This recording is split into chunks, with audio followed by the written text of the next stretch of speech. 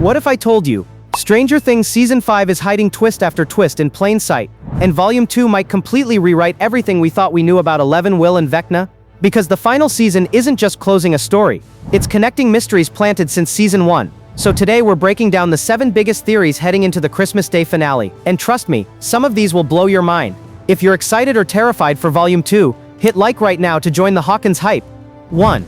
The Critical Role Theory. 11 plus 8 will, a nat 20? Stranger Things has always been built on Dungeons & Dragons, but Season 5 finally turns that math into a prophecy. 11's powers, 8's illusion abilities, and now Will, who seems to be channeling Vecna's original psychic gifts. Add them together and fans notice something crazy. 11 plus 8 plus Will, 1, 20. In D&D, a natural 20 is a critical success, a perfect moment where the impossible suddenly becomes possible. So what does that mean? This theory suggests that when all three combine their abilities, they unlock the one attack capable of defeating Vecna for good. It's symbolic, but Stranger Things loves symbolic math, and honestly, it makes the final showdown feel inevitable.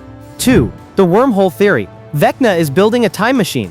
Remember Mr. Clark's science lesson back in Season 3? His diagram of an Einstein-Rosen bridge, a wormhole, suddenly makes sense. Because Will's drawing of Vecna's new kid lair in Season 5, it looks exactly like Mr. Clark's wormhole sketch. Which means one thing, Vecna may be trying to manipulate space-time, but why? To prevent Eleven from ever getting powers? To stop Brenner's experiments? To undo his own transformation into Vecna? Or even, to rewrite the entire Upside Down? If Vecna learns how to time travel, the finale becomes infinitely more dangerous. This theory changes everything.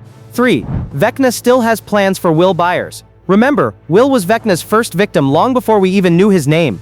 Season 5 finally confirms how deep their psychic connection goes. Now Will is channeling Vecna's powers, meaning Vecna can influence Will, Vecna can possibly speak through him, and worst of all, Vecna may be trying to use Will as a weapon. Some fans believe Will could become the equivalent of the Mind Flayer's general, the same role Henry Vecna once filled. It would be heartbreaking, it would be tragic, and it would be very Stranger Things. 4. The Cult of Vecna Theory. The abducted kids aren't victims, they're followers.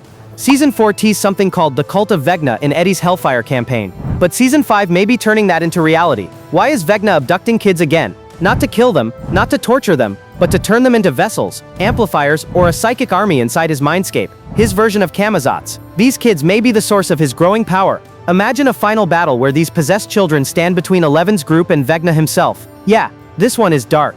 5. The Mind Flayer is the true final villain. Vecna has been front and center since Season 4. But fans think something bigger is coming. Where is the Mind Flayer this season? Silent, watching, waiting, which is exactly why it's terrifying. The theory is simple. Vecna, Darth Vader. Mind Flayer, Emperor Palpatine. Vecna might believe he's in control, but he's actually serving something far more ancient and powerful. If the Mind Flayer returns in Volume 2, it may become the final boss of the entire series. A creature Eleven could not stop in Season 3, and now might be stronger than ever. 6. Max Mayfield's final sacrifice. Max cheated death once, but now, she's trapped in Vecna's mindscape, the same dimension Holly and the abducted kids are in. Volume 2's first episode title is Escape from Camazotz. And if you know A Wrinkle in Time, Camazotz is a dimension where minds are controlled. Here's the heartbreaking theory. Max might sacrifice herself to free the children, including Holly. It fits her arc, it fits her guilt, and it fits the emotional punch Stranger Things loves to deliver. This is the moment fans are the most afraid of. 7. Hopper lives and returns as police chief. Set photos confirmed something huge. Hopper is back in his chief uniform. He hasn't worn it since Season 3, meaning this must be from the epilogue, not a flashback. We even see him speaking with Mike outside a theater playing Indiana Jones and the Last Crusade, 1989.